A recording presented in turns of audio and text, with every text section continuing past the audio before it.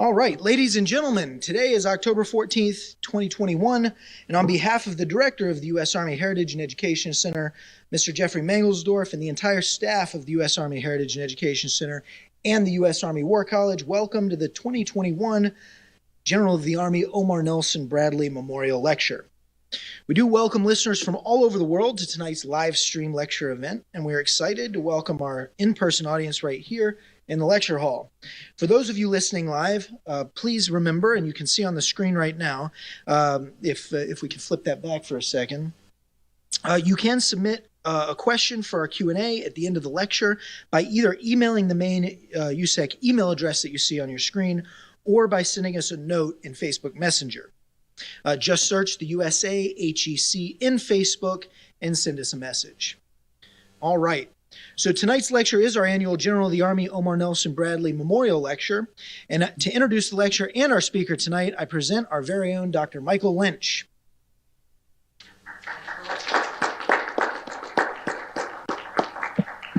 Thank you, Carl. Ladies and gentlemen, welcome.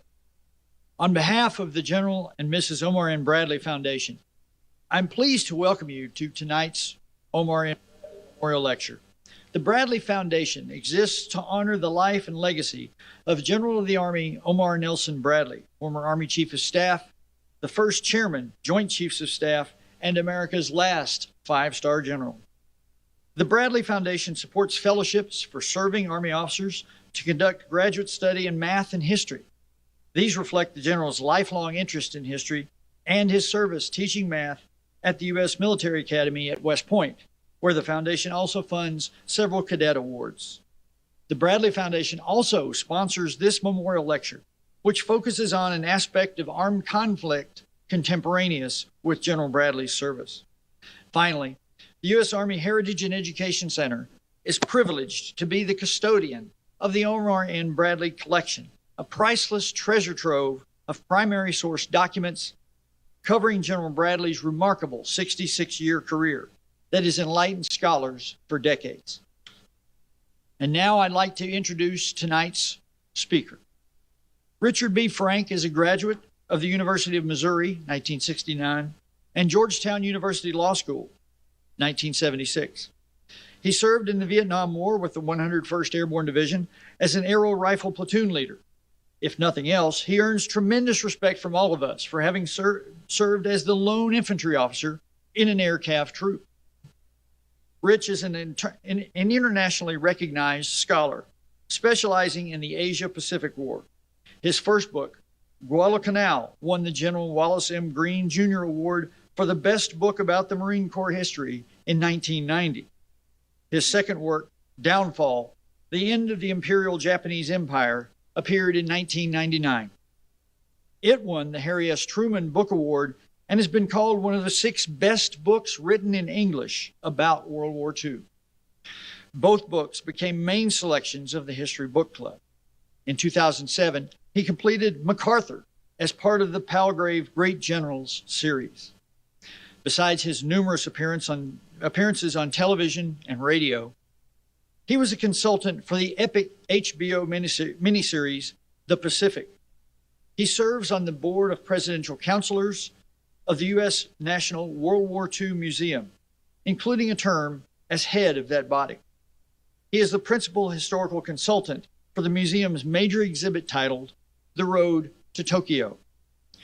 Rich is currently working on a narrative history trilogy covering the entire Asia-Pacific War from 1937 to 1945, and that trilogy forms the basis for tonight's presentation. The first volume of that trilogy, Tower of Skulls, was published last year and covers the period from July 1937 to May 1942. For those of you here present with us in the lecture hall, those books are available for sale in the lobby. It is the first work in any language to give balanced coverage not only to the maritime war between Japan and the United States, but also the continental conflict that ranged across Asia. It further explores how this war has shaped the world of the 21st century. Ladies and gentlemen, please welcome Richard Frank. Thank you, Mike. Thank you very much. First of all, I want to thank the U.S. Army Heritage and History Center. It's a great honor of having me deliver the Bradley Lecture. It's a great honor, greatly appreciated. I'd like to thank Mike for that very generous introduction. And without further ado, let me commence the address, starting with the fact that when I was 12 years old, I was confined to the U.S. Federal Penitentiary in Leavenworth, Kansas. That fact is, in fact, exactly true. But I used it as an entryway into both the historical process and the whole project I'm engaged in now. You see, as a historian, what you want to do is gather as many facts as possible, because however accurate one fact may be, other facts may change the context in which you see events. In this particular case, I can change the context by adding one more fact. At that time, I was the shortstop on a Little League team. And our league officials had decided it would be a great idea for our league to have games played in the federal penitentiary, which is where I went one day. And we played a game before the most enthusiastic audience I ever played in my baseball career. That whole process of understanding context really is sort of what's driven me to this particular project. It's led me to the fundamental question of, well, what should we actually regard this other half of World War II, the part that's not involved in Europe? And that's why I've come to the conclusion that we should really call it the Asia-Pacific War, not simply the Pacific War. I'm going to direct my remarks in three basic areas. First of all, to talk about this whole concept of why I believe the Asia-Pacific War is the correct way to look at this other half of World War II. I'm going to then address some metrics that I think support that approach to how we should regard that part of World War II. And finally, I'm going to talk a little bit about some direct issues with respect to the first book in the trilogy, Tower of Skulls, and how they also build out from the concepts of this trilogy. So we've had a standard narrative now for almost 8 decades in which we say World War II began in September 1939 when Hitler attacked Poland. We then say that the other part of World War II, the non-European part, is the Pacific War, and it began in December 1941 with Japan's attacks on various allied nations, including most memorably, from our standpoint, at Pearl Harbor. And my view is that this idea of calling it the Asia-Pacific War is really a fundamental reorientation as to how we should look at this whole other part of World War II that's not in Europe. And in fact, it's intended to be a new master narrative of that war. So what happened here? Oh, okay. I have to give a warning first that there's going to be some math involved here. And those of you who are historians or know historians realize that math is a weapon of terror with respect to historians. I was examining some cultural references, and I saw this famous painting, and I realized when I looked at it that I was sure it was inspired by the artist having actually seen a historian confronted with math. And it's a work by Edward Munch, and it's called The Scream, which I think accurately captures what the average historian looks like when he's told that math, he or she is told that math will be involved. So I want to talk about some metrics with respect to the Asia-Pacific War in 3 areas, both population, the death toll, and also how this war affected the world after 1937 and 1945 down to the 21st century. The best estimate we have right now is that in 1937, the total population of the globe was about 2.3 billion people at that time. And if you calculate how many of those were living in the Asia-Pacific region, you get a number that's at least about 1 billion. And there's the show your work math thing. That's basically what I get with just doing some selected numbers. You see, we get easily to 1 billion. We don't count the Soviet Union or part thereof, or the U.S. or part thereof, in terms of participation, in terms of counting who was involved in the Asia-Pacific War. But this tells you right away that almost half of the total world population was involved in the Asia-Pacific War. By contrast, if you go and look at the European theater and you aggregate all the nations that were involved at that time, As you can see here on the slide, you get about 584 million people and change. So that's about 57% of the people who were involved in the Asia-Pacific War. And that's one important metric to indicate the dimensions, the size, the gigantic size of the Asia-Pacific War. Now, I want to talk about what in many respects is one of the most striking metric with respect to the Asia-Pacific War, and that's the death toll. But using a pretty conservative approach, you get to about 25 million total deaths in the Asia-Pacific War. Of that number, perhaps 6 million are combatants, soldiers, sailors, and airmen. Of that 6 million, something like 3 million are Chinese, 2 million are Japanese, and the balance are all others. U.S. deaths, both military personnel, merchant mariners, and some civilians that were caught up in the Asia-Pacific War, certainly does not rise above about 115,000, which should give you some indication of what our participation was relative to everyone else. Further, what you have to understand is that this math immediately tells you that there were 19 million non-combatant deaths in the Asia-Pacific War, a ratio of 3 non-combatant deaths, or a little bit more than 3 non-combatant deaths, for every combatant death in the Asia-Pacific War.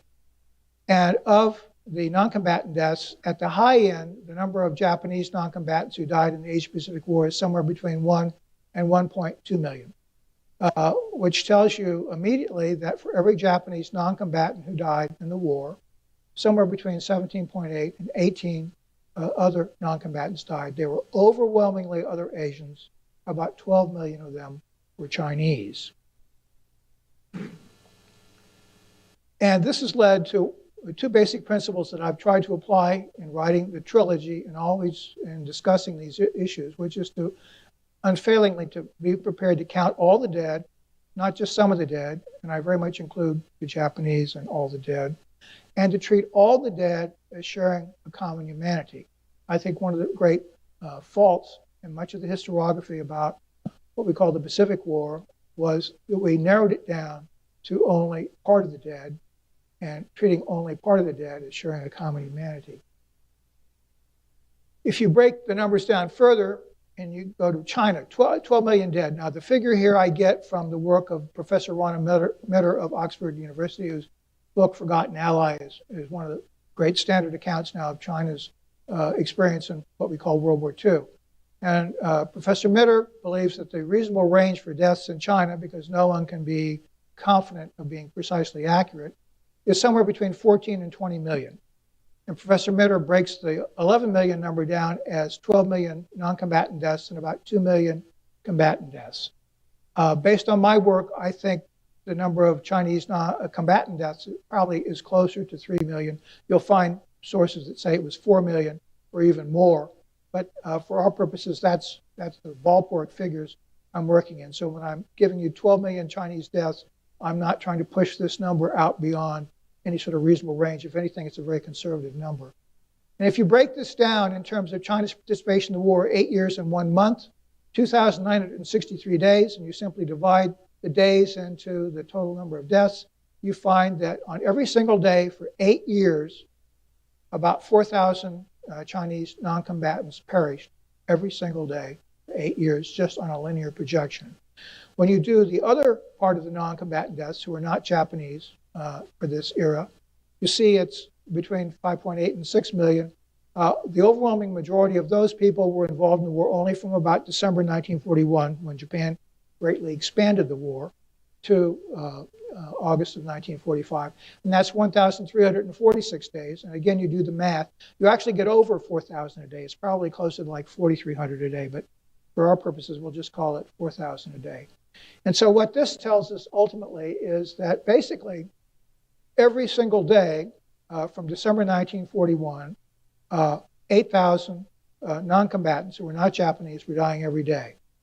And that works out to basically 240,000 per month, every month from December 1941. And that works out to the fact that between December 1941 and the 1st of January 1945, that means there are about 15 million non-combatant deaths who are not Japanese, just in that time frame alone. And that rate continues on a linear basis all the way through to August of 1945. Now, One thing to bear in mind is I've tried to use this linear projection because I'm fairly confident about the total number of days and the total number of deaths. What we don't have really good information on is trying to parse this out into exactly what's happening at various points during the whole 8 years. We know that generally speaking, the number of Chinese deaths is higher in the first 3 years and higher in the last 16 to 18 months, whatever here. By 1945, the total number of deaths, including deaths particularly in Vietnam and Indonesia, is probably running somewhere over 300,000 per month during that interval. By contrast, if you take the total number of Japanese who died at Hiroshima and Nagasaki, and once again using what I think are fairly standard, reasonable ranges, you get a figure centered on about 210,000 immediate and latent deaths, plus or minus 20,000, giving you a range from 190,000 to 230,000. And what that basically shows you is that for those months between December 1941, December 1944, they're the equivalent of a Hiroshima and Nagasaki every month for 36 consecutive months. And this sort of number continues on into 1945. This issue of total numbers of deaths, I think, is stunning when you really sit down and contemplate it. It's also, to me, it's very stunning that we've never really grappled directly with this in terms of our standard narrative, just talking about the Pacific War. In fact, one of the things you do when you only confine it to the Pacific War is that that war, maritime war, primarily across the Pacific by the U.S. and Japan, with the other principal participants being the Australians, the New Zealanders, some islanders across the Pacific, the Philippines nation, which is about 16, 17 million, whatever. You can't get above like 250 million participants. So that's like about 75%. That's about 25% of the Asia-Pacific War total. And effectively, also, just talking about this as though it's the Pacific War, we're effectively writing out of this 20 million deaths. The great majority of those that take place, of course, on the Asian continent. So that's the metric of deaths, which I think is one of the most powerful arguments for why we need to consider this as an Asia-Pacific war, not simply a Pacific war. But there's another metric, I think, that's very significant. And that's that looking at the consequences of the war. And for that purpose, we need to start in 1937 from what I've labeled the Ark of Asia. And in 1937, this starts on the west in India. India at that time included Pakistan and Bangladesh. You go east across China to Japan and southeast down to what was then the Dutch East Indies and now is Indonesia. This is the whole range of what I call the Ark of Asia. And at that time, there were about roughly 12 major nations and peoples, also Australia and New Zealand, who were sort of a special case in the British Commonwealth. And what's interesting about this period in July 1937, outside of Australia and New Zealand, there were only 4 nation states with any claim of sovereignty. One was then actually Siam. It became Thailand very shortly thereafter. Thailand and Japan had real sovereignty. Mongolia was a Soviet satellite and had no real sovereignty. China had highly compromised sovereignty. The one special case was the Philippines. In 1934, by U.S. legislation, the Filipinos, who had been effectively a U.S. colony, were promised that they would have independence in 10 years. They were given the authority to manage their own internal affairs, the U.S. managing their defense and foreign affairs until independence was granted. This is extremely important in terms of how the Filipinos treated the Japanese attack on the Philippines, because the Filipinos, unlike a lot of these other people in these other areas that were colonized in the Asian area, the Filipinos recognized that they were fighting for their own nascent independent nation, not simply as an adjunct to a colonial power. When you go to the 21st century and you look at that same swath of the globe, you'll see by now there are 19, what I would call 19 major sovereign nations, plus Australia and New Zealand. There are 3 small sovereign nations, Nepal, Bhutan, and Brunei. And there are at least 13 relatively small or even tiny nation states or territories within the Pacific area. And if you look at what happened between 37 to 45, I believe you would find that in almost every single case, the effects of that war were very instrumental in getting those people to their states to independence and sovereignty. Sometimes it contributed to something that was already in process. Sometimes it's absolutely fundamental to what happened. The most important example of this is the People's Republic of China. And for here, my authority is Mao Zedong, who on more than a few occasions, including memorably in 1972 to a Japanese prime minister, said flatly that had Japan not waged that war starting in 1937 in China, he and the Communist Party would not have triumphed in China by 1949. And if you think that the current existence of the PRC is a fairly significant outcome of the Asia-Pacific War, then I think you would agree that it's a pretty important facet of why this should be called the Asia-Pacific War, not simply the Pacific War. And this sort of summarizes what I think are the major points about what this whole trilogy is about. You see it's all listed up here. We're talking about writing 1 billion people back into the main narrative of the Second World War. You're talking about treating all these 25 million dead as being entitled to be counted and treated as having a common humanity. You're talking about the fact, as I mentioned, that if you only call it the Pacific War and you only look at the path of that war and who's involved in it, you only get you get no more than 5 million of the dead. I don't even think it gets that high. So in other words, you would be leaving out 20 million dead in the whole Asia-Pacific War, although they're then counted. It's the common figure for the deaths in World War II is like 60 million. Some people talk about somewhat higher numbers. But if it's 60 million, then that means a third of all the deaths in World War II are in that area, primarily on the Asian continent. And finally, consistently, I look at the question of how is that European phase of the war interacting with what's going on with the Asia-Pacific phase of the war, that this is one gigantic global struggle, and these two phases of it are in fact connected at various times. Not always, but at various times, and very importantly. I also look at the whole issue of the consequences of this war, and that's where I'm going to be going in my third volume, which is after we finish with the formal hostilities in September 1945. Then I want to look at exactly how it was that those events between 37 and 45 affect the world we live in right down to today, to the 21st century. Now, two other features of this trilogy I want to mention is that, first of all, it's a work of synthesis. I'm very fortunate that I have now a great international collection of colleagues who have assisted and guided me and vetted the manuscript and guided me to a lot of facts and conclusions which really enable me to incorporate both political and social as well as military aspects about this war, as well as the economic aspects, I should mention. And the other thing that I want to emphasize is that in turning to these scholars, I'm able to tap into the best scholarship literally on an international basis to incorporate in this new master narrative. So let me talk a little bit now about Tower of Skulls and where it's going and some issues that emerge in this volume that are significant for the whole trilogy. In 1937, China, as it then was, is what I call the fractured state. Japan had seized Manchuria in 1931, 1932. It has also come to dominate some other provinces heading down towards the Great Wall. That area is indicated here in the map with the black arrow. The rest of China was not simply divided as people commonly believe now. It was already divided just between the nationalists and the communists. That's not remotely the case. In 1937, the entire rest of China was one gigantic mosaic of regional and local power brokers.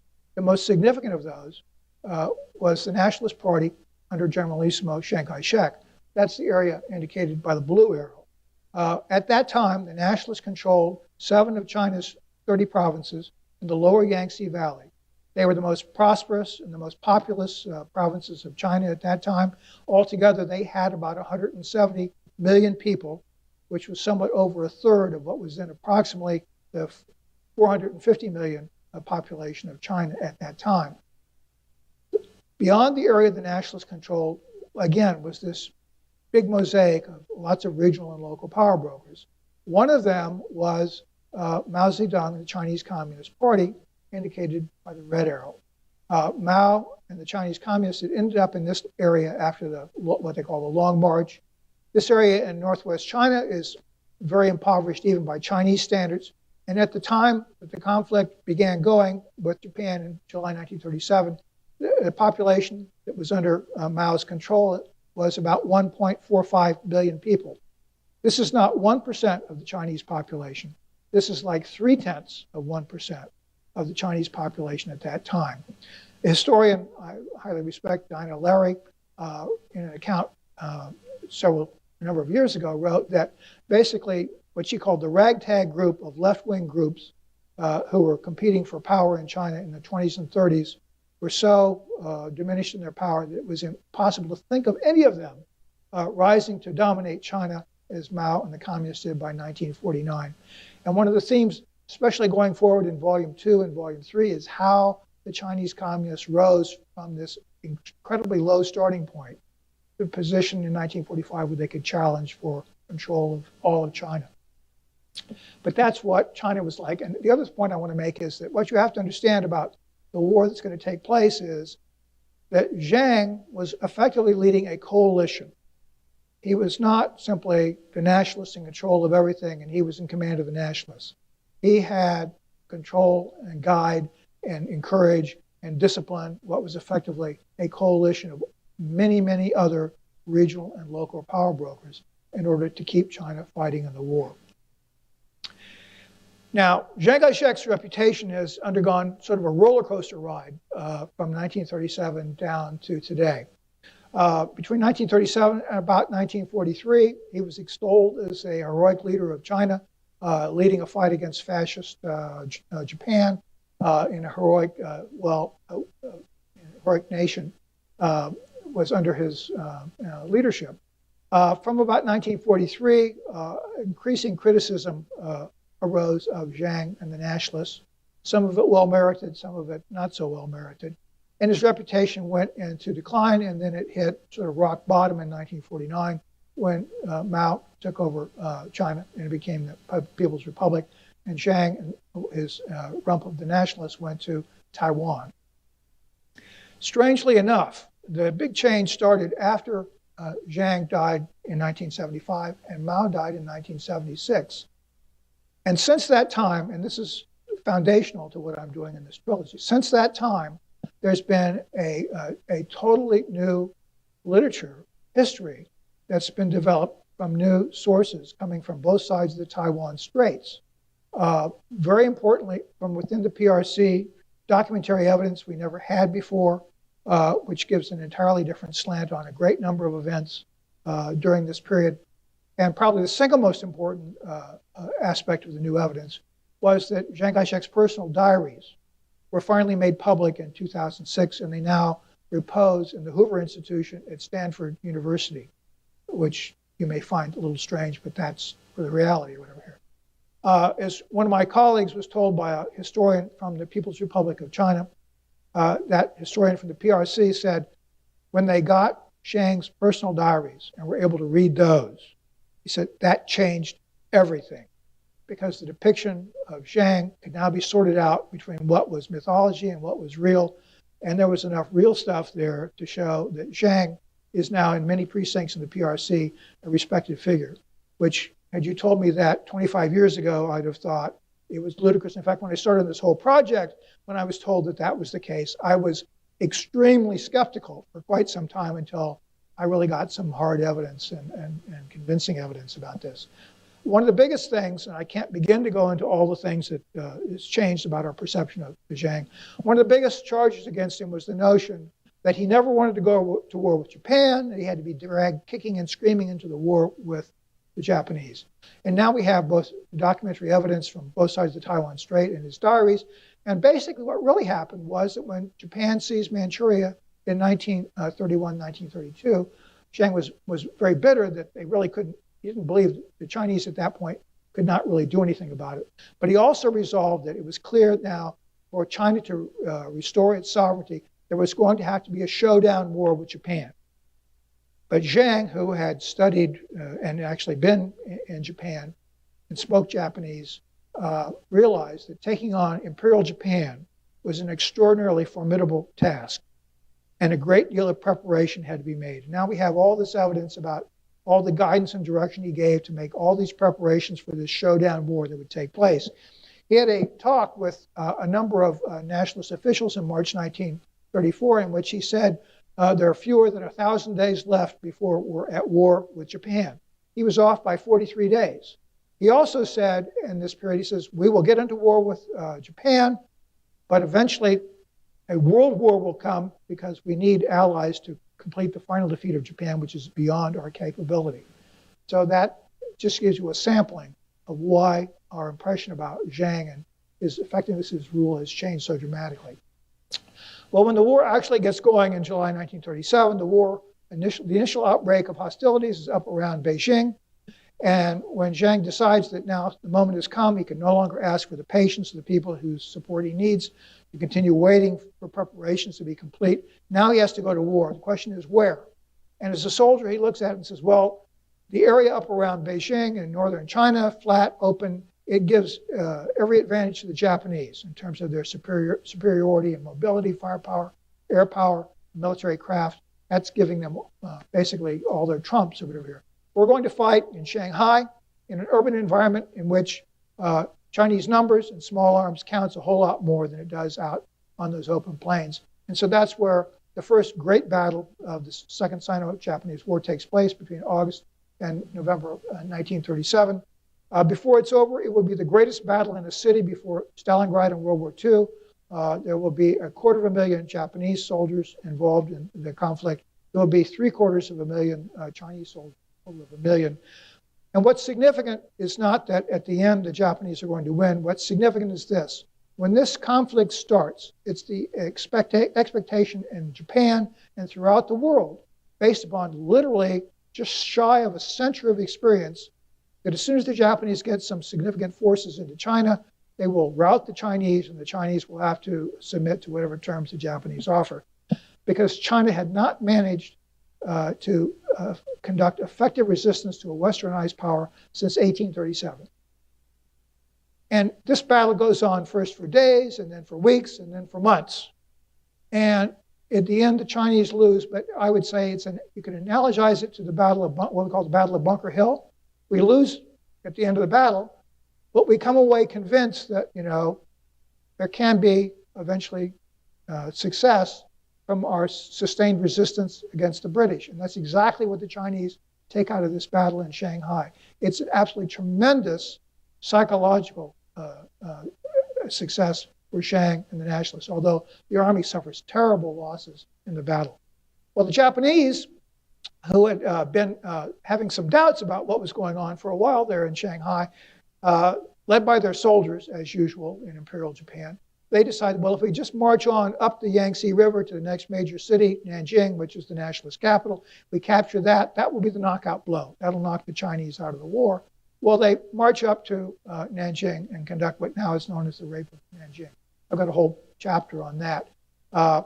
After that takes place, expectations again are the Chinese are now going to fold up. You read it in the New York Times. The articles there saying, this or that is the sign that the Chinese are about to fold up. Well, the Chinese don't fold up. Chiang resolves to continue the war, although some of his supporters who've been loudest in insisting that China should fight the Japanese now have lost heart. He has a very pungent series of comments about those who were urging him into war, and now that things are getting a little tough, they decide they want to bail. So what happens then is an enormous battle that's going to take place between April and October 1937, involving the Wuhan cities. You may have heard of the Wuhan cities recently, right? Okay, they are, the Wuhan Tri-Cities are not 800 miles up the Yangtze River from the coast. They're accessible by ocean-going vessels. They're a tremendous economic center for China. Chiang has moved his military headquarters there. And the Japanese again believe that now, if we can just now take the Wuhan cities, that will be the knockout blow that will end the war. And a stupendous battle takes place, like I said, between April and November of 1938. Early on, the two Japanese columns, which improvidently conduct very dispersed operations, the Chinese manage to mass against them and defeat them.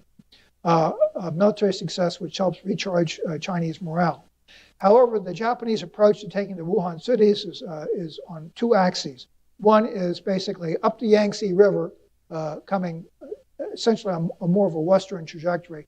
The other effort strikes down from the northeast, and that column coming down from the northeast after being checked in April, then stages a breakthrough. And for a while, it looks as though the Japanese may in fact swiftly move into the Wuhan cities, and Chiang and his senior leaders are fearful that if this happens, this could in fact be a knockout blow against Chinese resistance. And he makes one of the most horrendous decisions of his life.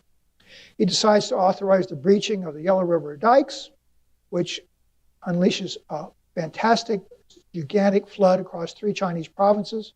The death toll from this is believed to be somewhere between 500,000 and almost 900,000 Chinese deaths, almost all non-combatants. It is by far the greatest environmental catastrophe of World War II.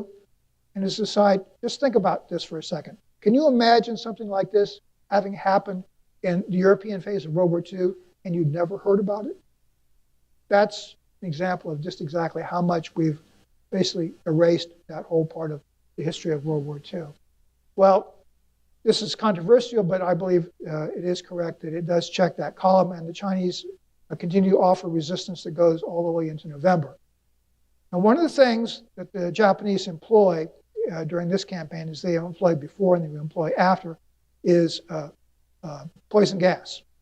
They're the only combatant nation we know of that actually employed poison gas on the battlefield in World War II. They use a combination of vomiting, choking agents, and also mustard gas and other things. The column that is driving up the Yangtze prepares a report that details the fact that they used poison gas on over 370 occasions during that campaign driving up the Yangtze. It's their trump card to break really vigorous Chinese resistance at any moment. It's also obviously a weapon of terror.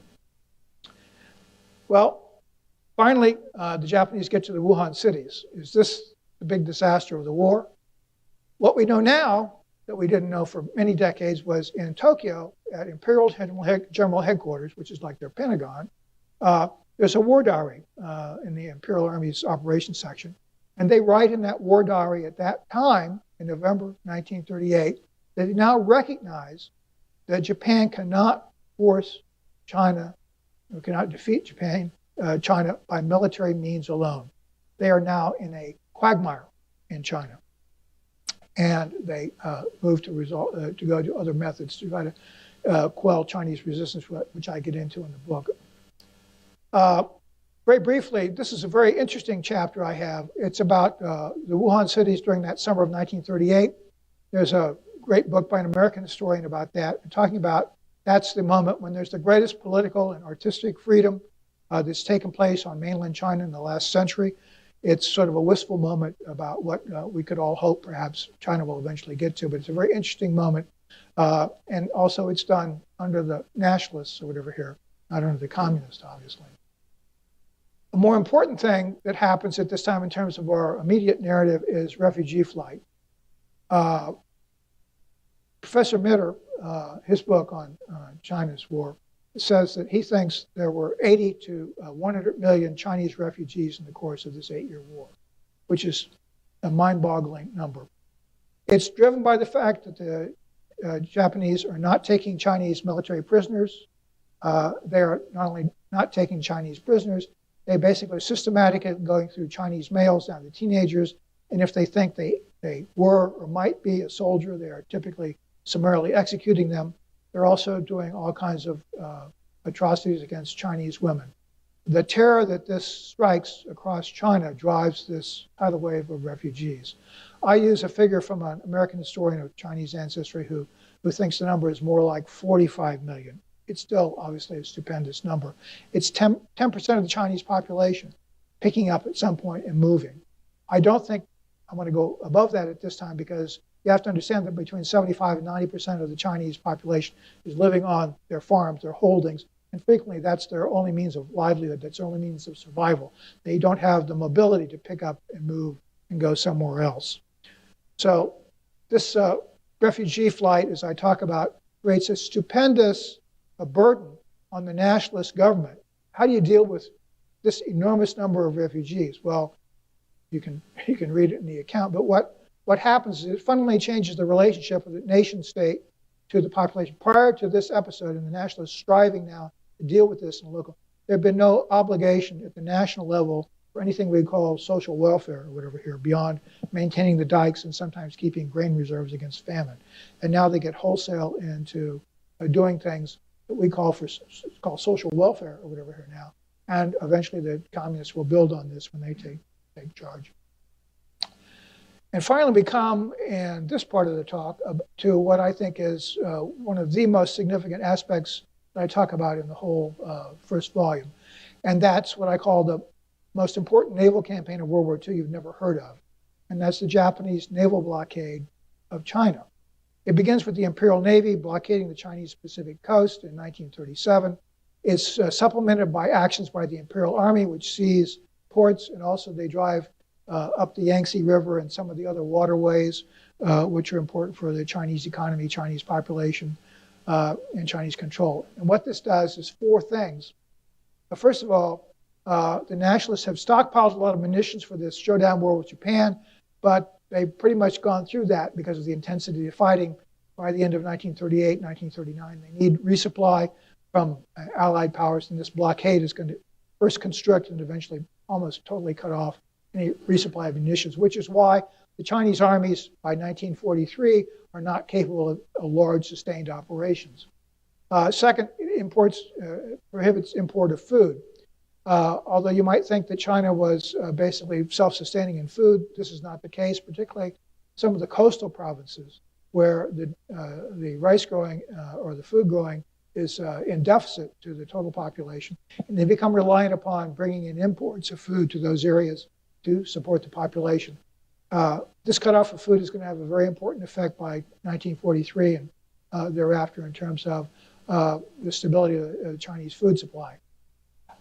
The other thing that's done, and I find it astonishing that many of the earlier accounts about this miss this, is that the Japanese, and with their Imperial Army and Imperial Navy, drive the nationalists out of their original base area. Those 7 provinces in the lower Yangtze Valley, they're expelled from those areas into the interior of China, where they no longer simply command from the top down to the local area. They have to negotiate with regional and local power brokers. And this is one of the biggest issues in terms of the problems that the nationalists face that they're not going to be able to successfully overcome. It's because they were driven out of their original base area. And finally, and not least of all, is this. The central government, the Chiang Kai-shek and the nationalists inherited since the period of the dynasties, all the way through the earlier Republican period, drew almost exactly half, 48% in 1937, of its revenue to support its activities from customs duties. The Japanese not only are going to eliminate customs duties, they're going to occupy a lot of the tax base, the land tax and the salt tax. The basic figure is this.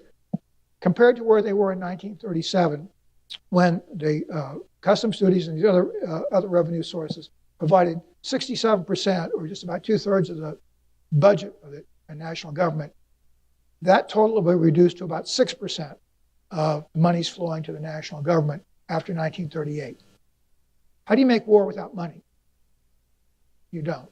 You either surrender or you start printing money, which is what the nationalists do. They start issuing credit without backing. And this will lead to inflation, which is first bad and then becomes extremely severe. It's probably going to be the single biggest factor undermining the national cause on into the post-war, the Civil War period. So that's what that blockade does. It is, as I said, I think the most significant naval campaign of World War II you've never heard of. Now, finally, the last topic I want to focus on in terms of this volume concerns the diplomatic dance between the U.S. and Japan between July and December 1941. And it's my belief that when you fully understand what's going on in this interval, that this is the moment from the latter part of July 1941 when that regional war in Europe and the Asia-Pacific War effectively become fused together. And they're viewed as being one in Washington, in London, and Moscow. Let me explain what I'm talking about. Hitler attacks the Soviet Union on 22 June 1941, greatest land invasion in history. It is the universal expectation in Washington and London that, as with every other target that Hitler has previously selected, except the United Kingdom by a bare margin in 1940, they all collapsed. And the expectations is, of course, that this great titanic invasion of the Soviet Union is likewise going to succeed. The official U.S. Army estimate is that the Soviets might hold out for 1 to 3 months, but no more. There are very similar assessments in London at that time, that surely this is going to be, after a short interval, the end of the Soviet Union.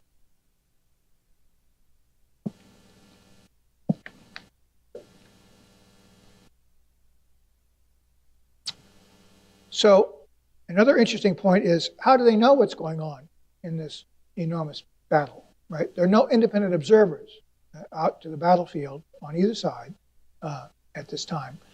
And I was thrashing around in U.S. records, and then I was reading the diary of Secretary of War Henry Stimson, and I realized that Henry Stimson was getting his information from the New York Times.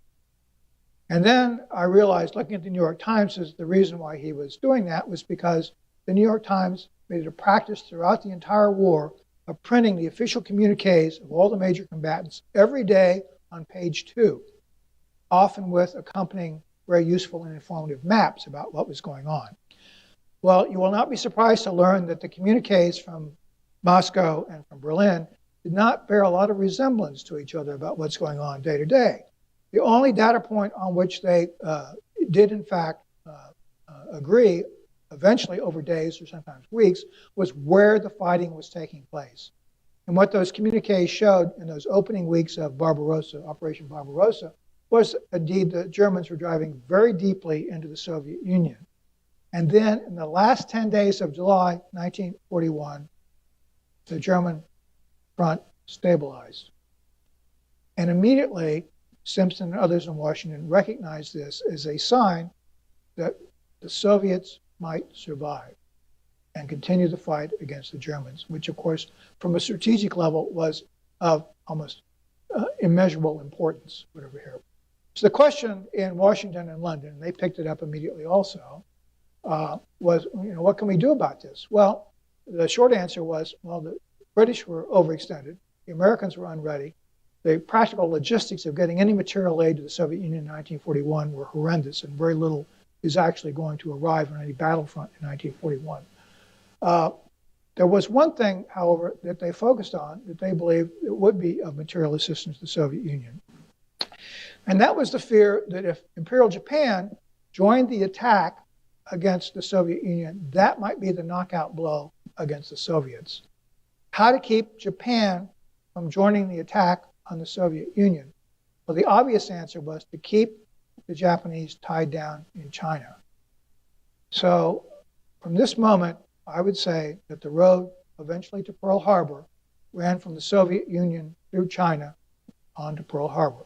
That is the sequence. It's all tied together. Let me elaborate on that. When President Roosevelt meets for the first time that Churchill remembers, they met back in World War I, and much to Churchill's chagrin, Roosevelt indicates he doesn't remember their prior meeting or whatever here. This doesn't go over well with WSC. But in any event, they meet at what's called this Atlantic Charter Conference in the second week of August 1941.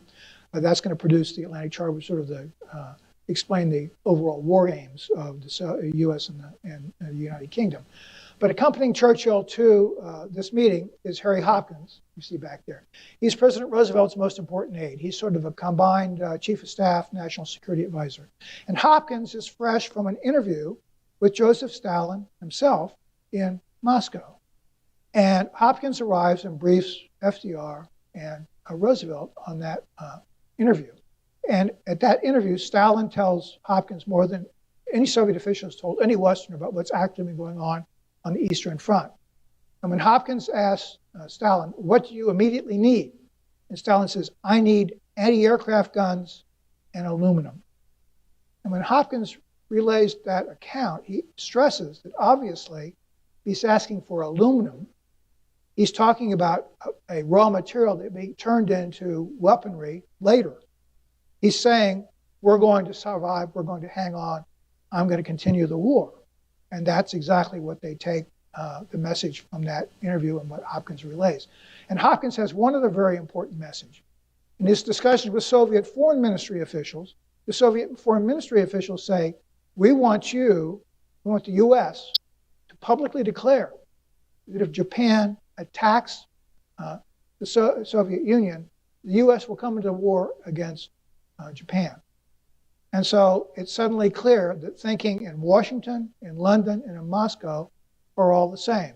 It's critical to keep the Japanese tied down in China, to keep the Japanese from coming into the war against the Soviet Union. And that is what's going to be the overarching strategic thought.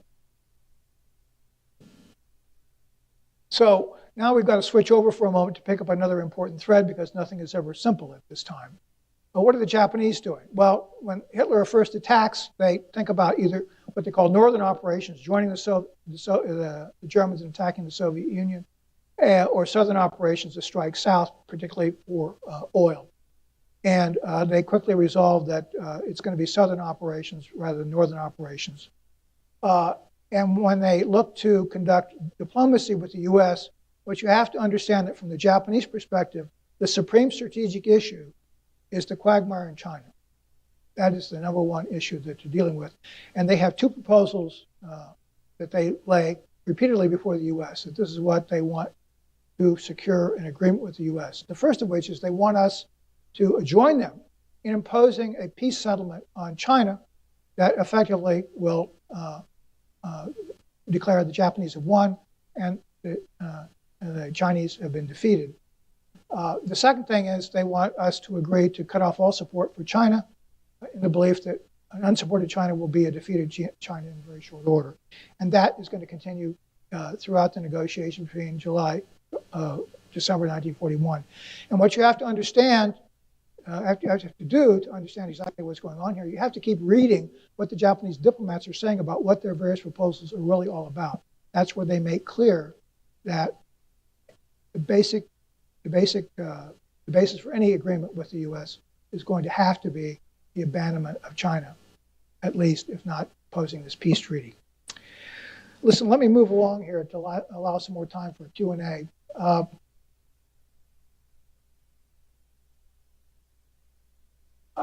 You can read it in the book, but basically what happens is when the U.S. recognizes that there can be no agreement with the Japanese without abandoning China, and we're not going to abandon China, that means there's no hope for the negotiations, and that's what eventually leads to the conflict with Japan in December 1941.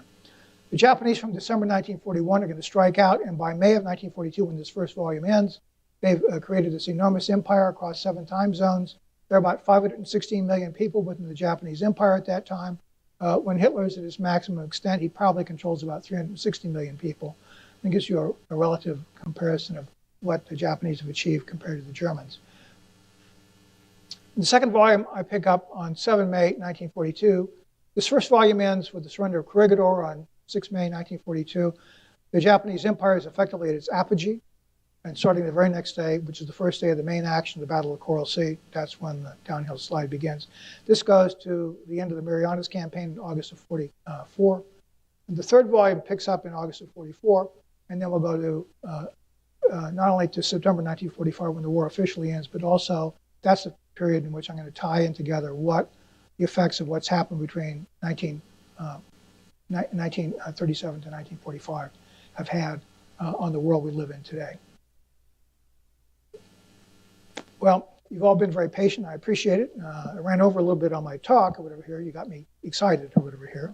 So we'll turn it over to questions now. All right. Thank you very much, sir. A quick round of applause.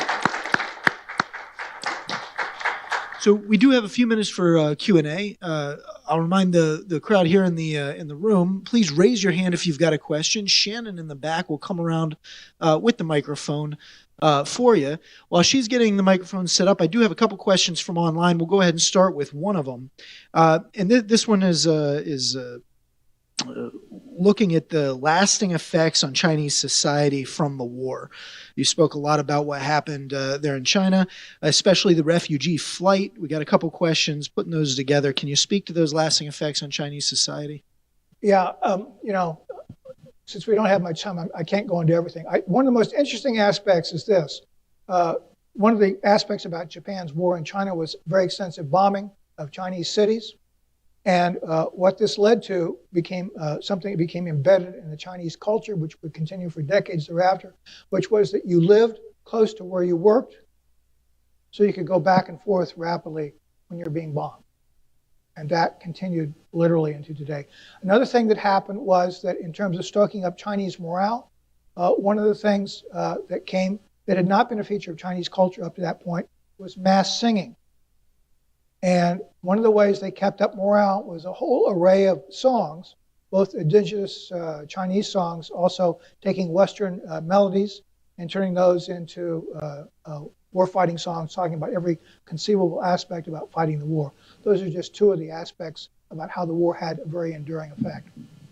Well, thank you, sir. And I think we have one down here in front. Thank you very much for a very thought-provoking lecture. I've got a couple of questions, and I'll ask you you can pick either one. So one applies to China, one applies to Japan. So what do you think were either one, their greatest strength or greatest success? And what do you think was their greatest weakness or failure? And like I said, you can pick either China or Japan or both. Okay. Well, let me start with the weakness of Japan. The problem with Japan was it was an astonishingly dysfunctional military and political decision-making apparatus. I get into that in the book, that when you really understand how Japan's high-level leadership was structured. There's a historian who said, I think, and not facetiously, he said, it was a curious form of pluralism in which many people participated, but nobody took responsibility. And you run into this again and again and again, consensus decision-making in all kinds of ways. It's driven in all manner of different directions because of the problems of no consistent agreement in the top leadership about what the ultimate strategic goals are and purposes of the war are. And this will go down to 1945. Greatest success of the Japanese, I would say the greatest success militarily they have were the campaigns first in Malaya down to Singapore and then in Burma in 1941, 1942. Those, in fact, that whole sweep the Japanese do heading out from December 1941 to May of 42 is a fabulous example of military art and the coordination of forces, economy of force, in which they achieve creating that incredible empire just in those few short months or whatever here. The Chinese is simply the fact, I would say, that this is where China is finally, after years of basically being a doormat, now is going to stand up and start to be a great power. Regardless of what happens during the war, this is the path that leads them to where they are today. All right, we have right over there in the red shirt. Thank you again for your very informative talk. My question involves, what we remember in the 21st century. It seems in our popular culture we have Pearl Harbor and we have the landings in Normandy, and the Canadians and the British and the French, we all celebrate Normandy together, and the Russians have, the end of the Great Patriotic War and the big parade in Red Square. What goes on in Asia I don't remember seeing or reading anything about commemorations or large remembrances of World War II? That's a very interesting question, and let me give a short version of an answer to that. One of the things that really hit home to me in working on this is that you're exactly right. We're not aware of commemorations. Instead of commemorations in terms of formal ceremonies, they exist, but not that many. But what you have to understand is in all these places that Japan went between 37 and 45, it is not forgotten. I'll give you an example. One of my colleagues who teaches at one of our great public universities, he had a Chinese woman who was a visiting student from China. And they were doing a World War II course, and they did the session on the end of the war and the atomic bombs. And after the class was over, she came up to him and she says, we teach in China about the atomic bombs in a different fashion. He says, in China, when the atomic bombs are mentioned, everyone in the class gets up and applauds. And one of the things that basically is so, to me, is so frustrating about the way the end of the war and the use of bombs are depicted in this country is that, and I was sitting there with a Chinese scholar listening to a very typical critical account of the whole thing. And as I was sitting next to him, I was noticing that he was first basically sort of curious as to what this was all about, and then gradually became more and more angry. Because what he's thinking about is all this discussion about this on the Japanese who die in these two cities, and what about all these Chinese deaths? They're not mentioned. They're not counted. They're not treated as sharing even a common humanity with them. And from their perspective, it's not the big ceremonies. It's the fact that this lingers on, especially in places like Vietnam or Indonesia, which also had a horrendous, about 2.4 million deaths now, is against the recent figures. 1 million people die in Vietnam, the northern part of Vietnam, in the early part of 1945, which is regarded by some Vietnamese, I understand, as basically the worst part of the 20th century for Vietnam, was this mass starvation in northern Vietnam in 1945. And again, this gets back to what I'm talking about, the numbers, the magnitude of this, the effects of this, and all these people that were affected, and we haven't basically been considering them as being a full participant in the Second World War. And that's kind of what I'm doing. All right, sir, we've got questions pouring in from online, so I do want to remind our online audience we only have a few more minutes here. Love to get your questions. Any questions we are not able to answer tonight, we will forward to our speaker, and he'll be able to get back to us. With that, synthesizing a few questions here, we've got one that's coming through from one of our professors over at the War College. Can you discuss the origins of the U.S. oil embargo, and did the U.S. leaders realize where that might lead? That's a good question. If I hadn't been lingering over some other earlier stuff, I would have gotten to that. Basically, what you have to understand is from 1937, we were providing Japan with between 75 and 80% of all the petroleum they needed. And President Roosevelt was extremely aware of that, and also extremely aware of the fact that there was this moral dilemma, because we were basically fueling Japan's not only economy, but the war in China.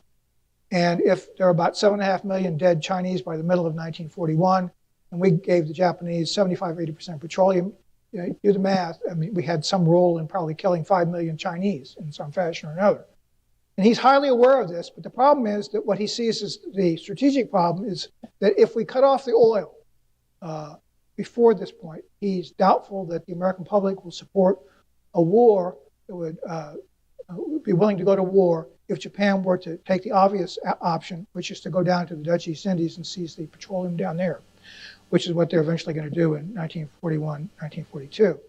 And so he stays his hand on that. Then what happens, and I'm so glad this question got asked over here. Then what happens is in 1941, when they go through this sequence of recognizing that, oh, by the way, if we don't want the Japanese to attack the Soviet Union, at that point, petroleum is now not just a question of what it's going to do to the Chinese. Do you really want to fuel the Japanese attack on the Soviet Union? I don't think you have to go to the Army War College to figure out what the answer to that's going to be, right? It's obvious. And to me, what's really striking about this is why, in all this literature about the negotiations between the U.S. and Japan, why this isn't recognized that if we would continue to provide the petroleum to the Japanese, we would be effectively giving them the ability to attack the Soviet Union. I mean, it makes no strategic sense. The downside of that, of course, is you definitely would be risking war with Japan. But this was not the back door to war. It was not done deliberately to provoke the Japanese to attack. It was done deliberately to prevent the Japanese from attacking the Soviet Union at that time, knowing that there was a significant risk. It was a totally different scenario than it had been between 1937 and mid-1941.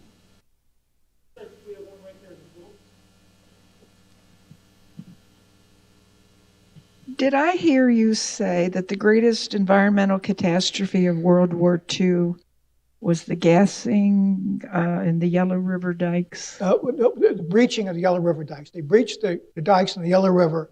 It released this stupendous flood that would... Was that worse than the attacks on Hiroshima and Nagasaki? In terms of deaths, easily. You're In talking- terms of death, it was more. Oh, much more. At least by the Chinese count, there are at least 500,000, 500,000 dead from breaching the Yellow River dikes to as many as just short of 900,000. Hiroshima and Nagasaki is somewhere at most around 230,000. Can we be sure of that? I'm sorry, what? I said, are we sure of that? Yeah, very sure of that. And the deaths of millions of Jews. Is that environmental? Well, I wouldn't classify that as an environmental catastrophe like flooding the 3 provinces of China. Look, I'm not saying that what went on in Europe was somehow not bad or something like that. What I'm saying in this lecture, what I'm saying in this trilogy is look at the total numbers of deaths in the Asia-Pacific phase of World War II. It's a stunning number. And the disparity between Japanese deaths, non-combatant deaths, and other non-combatant deaths is also stunning. We have one right down here in front. Thank you, sir. Thank you for this. Thank you very much. I've read all your books and really enjoyed them all. My question concerns the Philippines.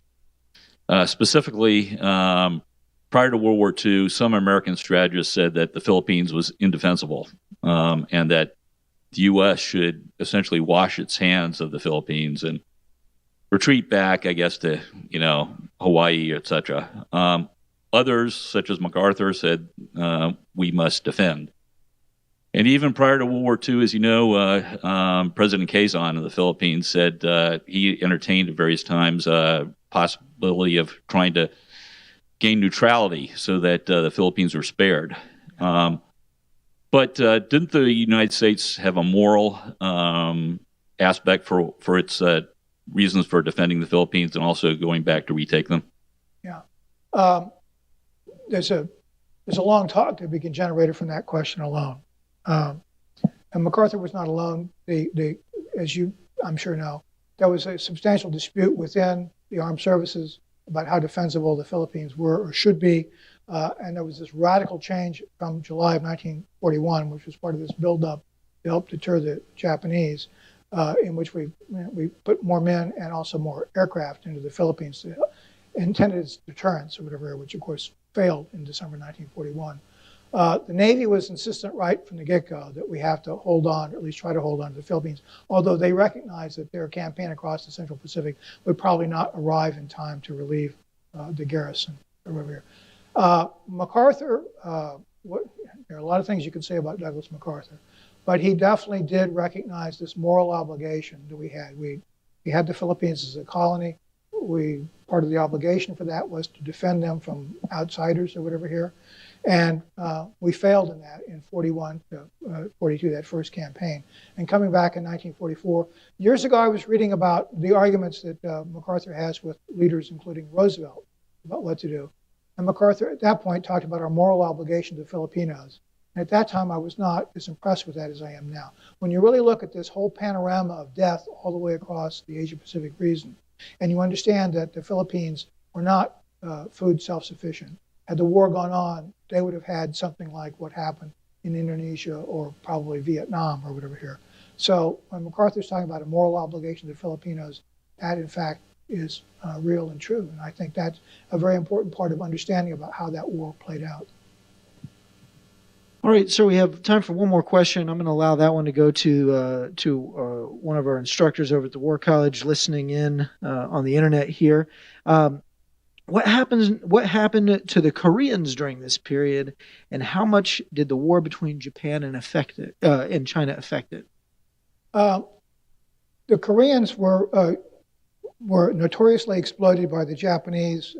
They had, by Japanese count, they recognized, I think it's 136,000 Koreans who were counted as members of the Japanese armed forces.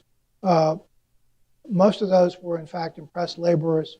If you go through the official histories of the Army and the Marine Corps during the Pacific campaigns, you'll see that the typical Japanese garrison in any island also would have labor units. They were mostly impressed labor. They were usually Korean. There were other nationalities involved, but that was the single biggest group, and they suffered horrendous losses as a result of that.